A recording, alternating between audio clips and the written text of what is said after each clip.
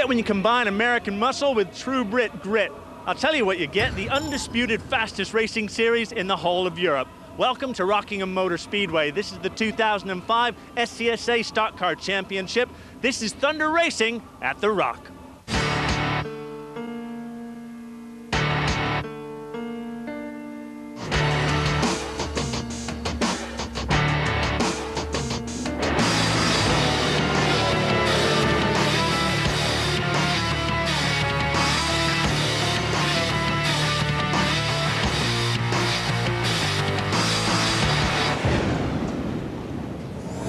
Welcome to round one of the 2005 SCSA Stock Car Championship. It's been a long layoff, 6 months. The fans and the drivers are raring to go. I tell you what, if this season is anything like 2004, we got a heck of a season ahead of us.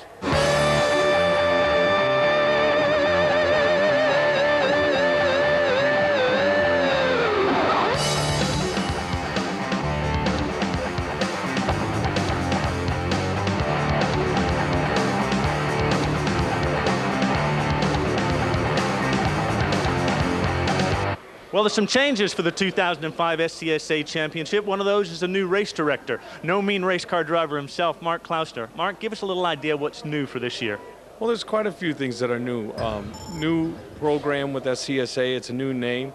Also, we're working with a new program with the Rookie of the Year. We have the Autosport Rookie of the Year Award, 5,000 pounds directly to the Rookie of the Year, which is very exciting. And also for our champion, we have a program where they win a race in the States in the Hooters Cup series in the spring of 2006. All right, thanks, Mark. And I tell you what, as well as those changes that are happening, the series is also expanding. We've got 12 races at Rockingham this year, the first Sunday of every month. The series is also making a welcome return to Germany, to the Euro Speedway circuit in August.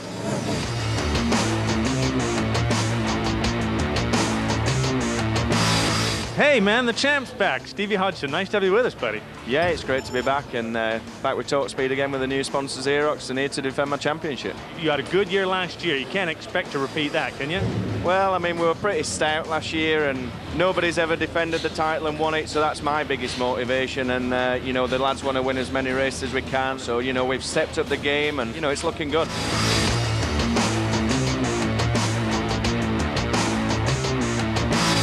We've got with us the inaugural SCSA champion. First guy ever to do it. You haven't done it since, though, eh? No, we've had a couple of tough years, really, but we're looking quite sharp this weekend. The DSI Ford is on pace for a change, and the last couple of years we've had some big accidents, and I do believe my head's coming back to me now, and I'm not scared of the wall anymore.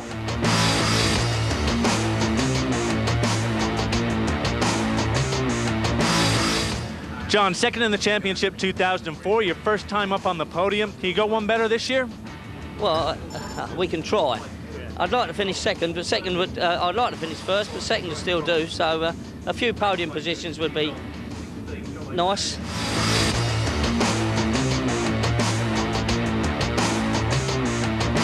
You're back and you're fast, man. That's good.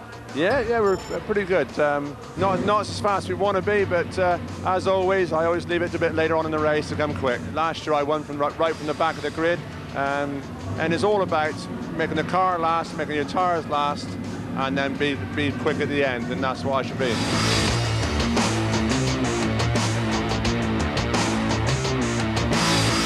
Gavin Seeger, 2004 pickup champion. Congratulations on that. Making a big move up to the SCSA cars.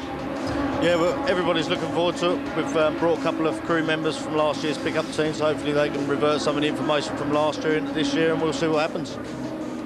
I tell you what, it is a big jump, though, isn't it? The car's totally different. You've got to be so careful. You just got to treat them with respect. Okay, we've got Mark Clouster with us, who's going to give us a bit of an idea, Mark, on the difference between a full-size stock car and a pickup truck. Yeah, the pickup truck that you see here is about 900 kilos. It comes with a 2-liter, 225 horsepower engine. They run on 13-inch tires, and then when you get to the SCSA car, that is a 5.7-liter, 450 horse on 15-inch tires at about 1,300 kilos. Now, the weight makes a big difference, doesn't it? Because they're both real fast, but when the stock car gets away, it's hard to get it back. Huge difference. A big difference there is the weight gets away, and also they're on radials, and radials aren't forgiving. So once the tire decides the direction, it's going. All right, folks, pickup truck racing is super close. We had the first round earlier today. Let's catch up with that. Rookie pickup truck racing driver Paul Poulter sliced his way through the field from 18th on the grid to take victory in his first oval race at Rockingham. The driver from Bookham in Surrey got a flyer at the start of the 30-lap race and moved swiftly through the field, hitting the front at the end of lap number 2. A yellow flag caused the field to bunch up behind the safety car. At the restart, Poulter found himself under pressure from Nick Grinrod, Mark Willis, Phil White, and Steve Dance. Phil White got the run on Poulter into turn 1, and the leader found himself in 5th place as the rest followed through. Poulter was not going to be denied, and he worked his way back to the front in a fantastic display of racecraft. Poulter then extended his lead to over 8 seconds by the checkered flag, leaving Grinrod, Willis, White, Dance, and Robert Butterfield to battle it out for the minor podium places in true pickup truck racing style. We have with us, I'm pleased to say, Marco, and to utter those immortal words. Gentlemen, start your engines!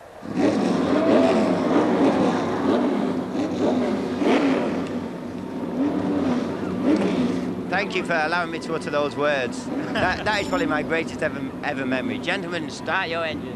And a darn fine job you did. I did. I felt I was very good. I'm hoping they'll invite me back next year to do it again. Mark, thanks for talking to us, and we look forward to seeing you out there later. Yeah, we'll see you later. Have a good day. We are planning to have a great day here at Rockingham, and this is the track that the drivers will tackle in their race to the States. 4 corners, each one of them very, very different. And here's how they'll line up, set in last year's championship order. Stevie Hodgson and John Stewart on row 1, with Sean Richardson and Mark Proctor behind on row 2. Then comes John Mickle with arch rival Ollie Playle.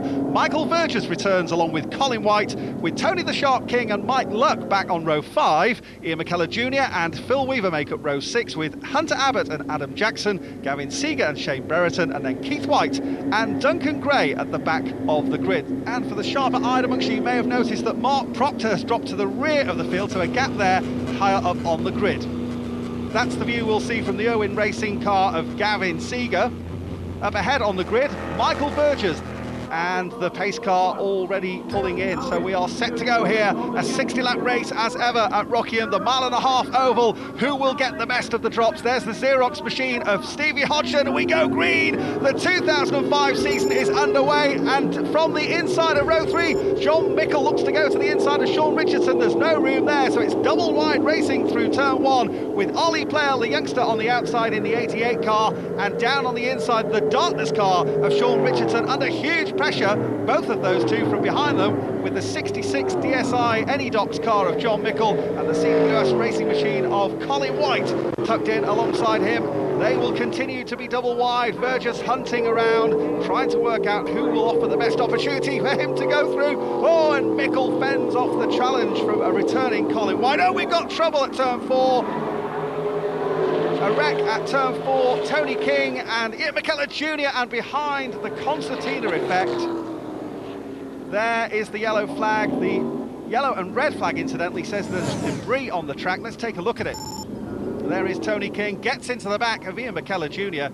and the DSI group car just spinning around, caught up in that Hunter Abbott in the Ryanair car, but behind, also caught him in that, the Owen Racing machine of Gavin Seeger, who comes to this event as the reigning pickup truck champion, and also there climbing from his 48 car, Shane Brereton in the Team Tour Trucks car. Disappointment for him. Here's what happened. Around he went, just nowhere to go, tried to lock it up, the car spins, and those two, well, very damaged. This is the view from Gavin Seeger's car. You see he spins around and then bang into the side of him. Here comes Shane Brereton. Keith White in the 85 there, just sneaking through on the top side.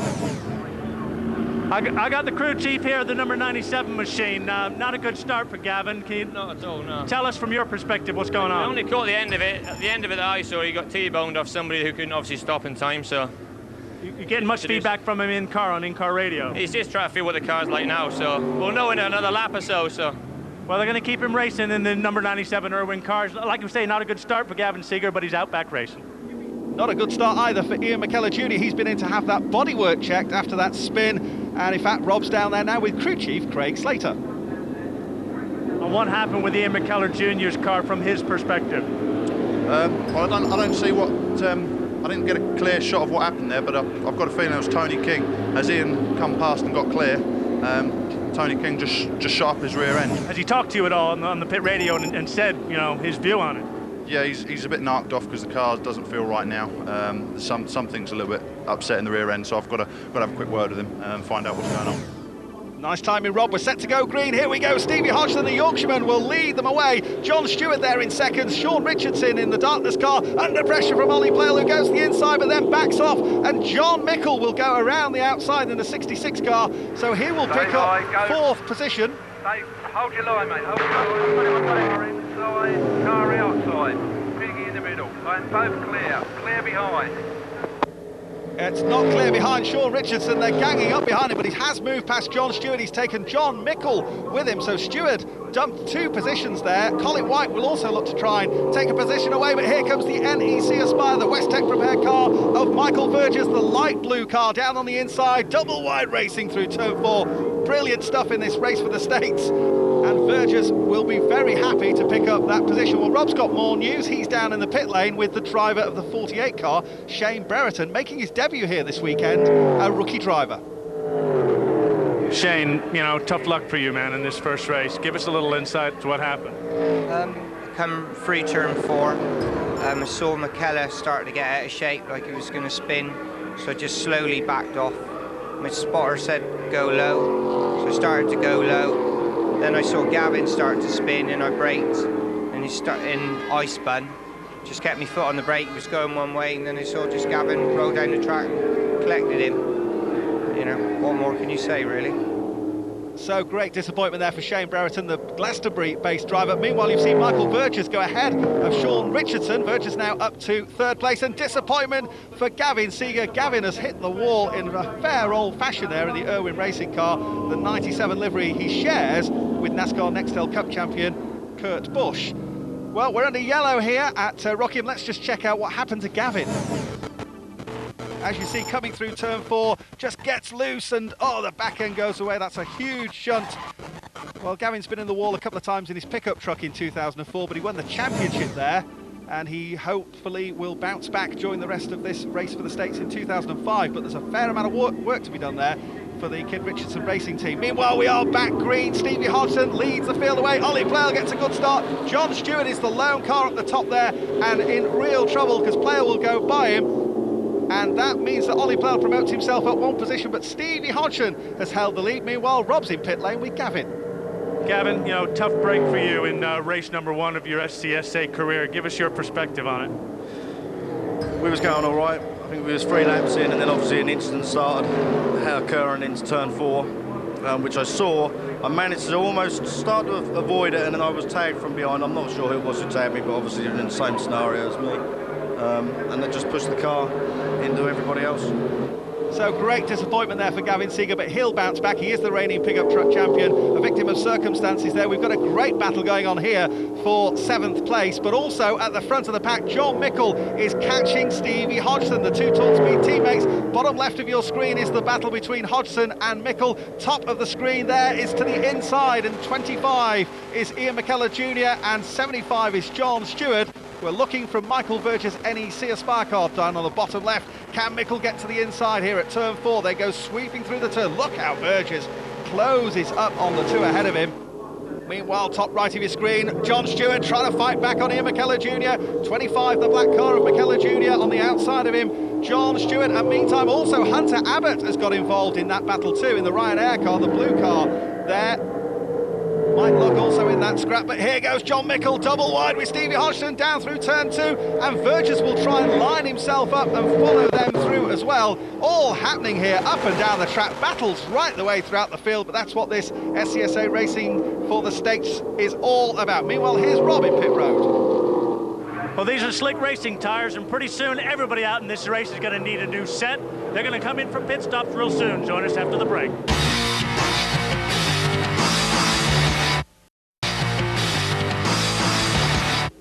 Well, round 1 of the SCSA Championship is really hotting up. They're just about to come in for pit stops. Let's go up to the commentary booth. Cheers, Rob. Well, Stevie Hodgson is battling away here, trying to get back on terms with his teammate John Mickle, and the 66 machine is held up there by Keith White, and we've got double wide racing for the lead, and Hodgson will go through and recapture the lead from his DSI Anydocs Talkspeed teammate. Well, the Xerox machine up front, the reigning champion of Stevie Hodgson. What an opportunist piece of driving there from the Yorkshireman, and poor old Cambridge driver John Mickle must be fuming inside his RS Catback car there as well. Goodness me. Now, Michael Burgess, meantime, he's got hampered all the way too, but I think he's playing a cagey game. Remember, as Rob said, we are about to have some pit stops. The drivers will come in and change the outside two wheels. Here they come. So it's 3 men over the wall. There is a pit lane speed here, which they must not exceed, otherwise they'll incur the wrath of Mark Klausner, race series director. So Hodgson slows it down to around 50 miles an hour. That's the pit lane speed for safety reasons. They'll pull into a designated box, whereupon their pit crew will dive over the wall carrying a jack and 2 tyres, 1 man on each. Here they come. So outside they come. There are 5 nuts that hold on each of those wheels. They're taken off with an air gun. 1 man, the jack man there, pulls off that tyre. The next one is replaced on. And they weigh a fair old chunk, those tyres as well. They're not the sort of thing you can throw around. And Hodgson is away down, but ahead of him, Mickle has already made the break. There is Mickle just pulling out into the outside lane of pit road. A superb stop by the 66 crew, and Mickle leads. That's disappointment for the 24 crew, but more from Rob. Okay, what these guys are doing now is checking the tire temperatures. Every time the car comes in at the end of a run, they need to know whether the tire is performing correctly or not. One of the critical things is what kind of heat you get across the surface of the tire. They know by looking at those temperatures whether the car is going to do well, whether they need to make any changes next time. See, not only great motorsport, but education as well. Well, disappointment for young Ollie Playle. The 88 car is parked up there in pit road. That's not the way that Ollie will have wanted to start his season, that's for sure. Meantime, Mickle is having his lead eroded. Ollie Playle's out the car, and Rob's down there as ever. Ollie, have a quick word with us.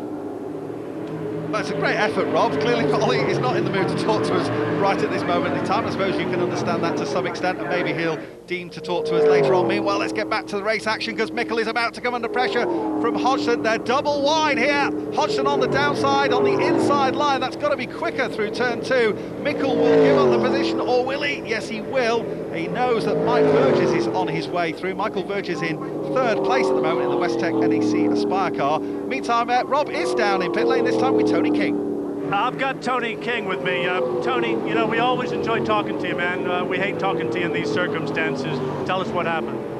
It's one of those really horrible incidents where you're trying to do the right thing and it all comes wrong. I could see Jones was very racy, floating all around me, and he came up alongside on the right and got his nose in front, and I could see he was getting balked by Mike Luck in front of him.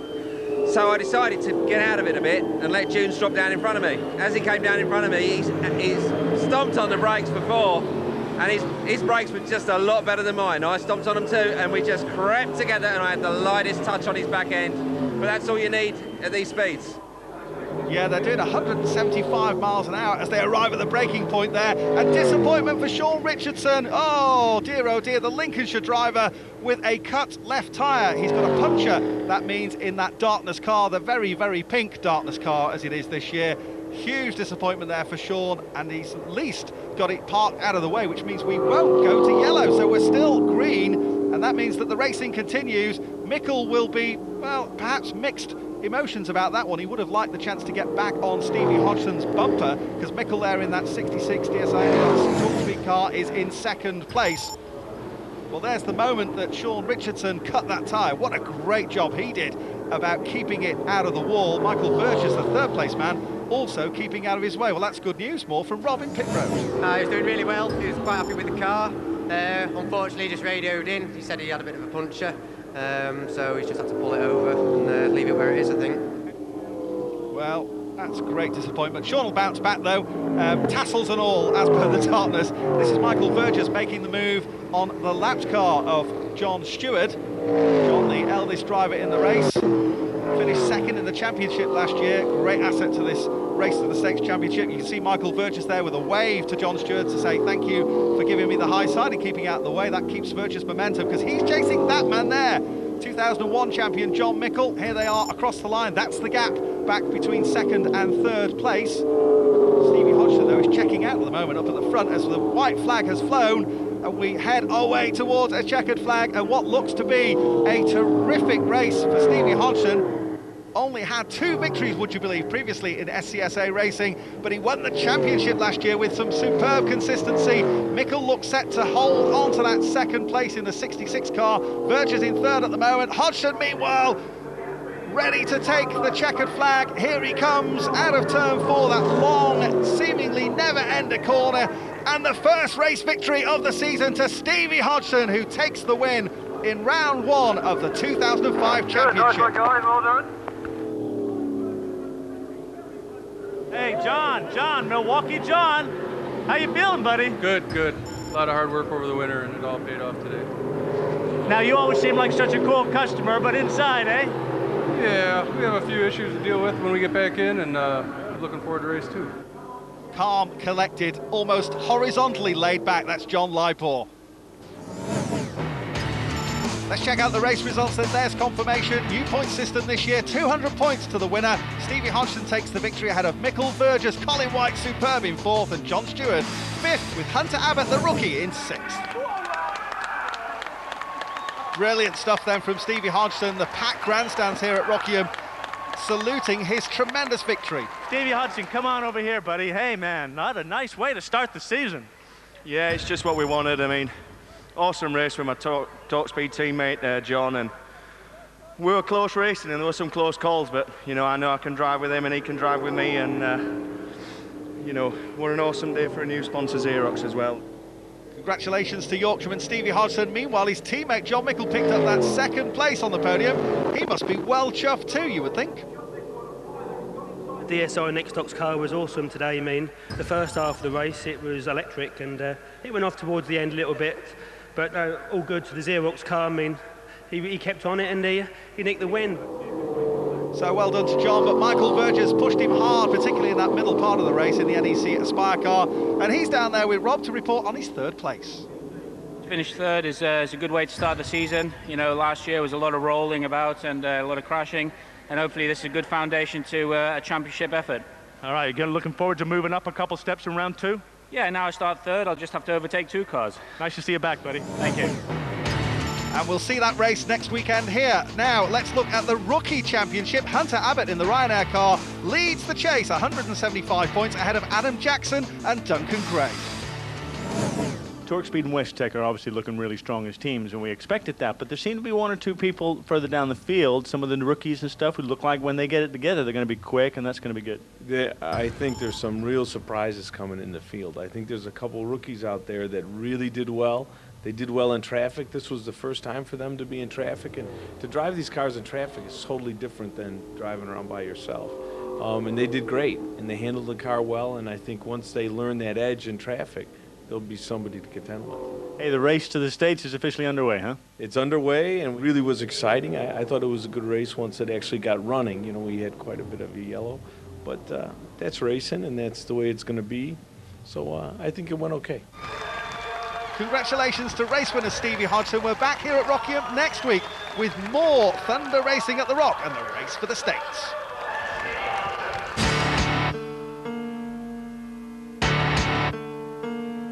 Just as fast, but on 2 wheels, it's round 4 from Alton Park of the British Superbike Championships next.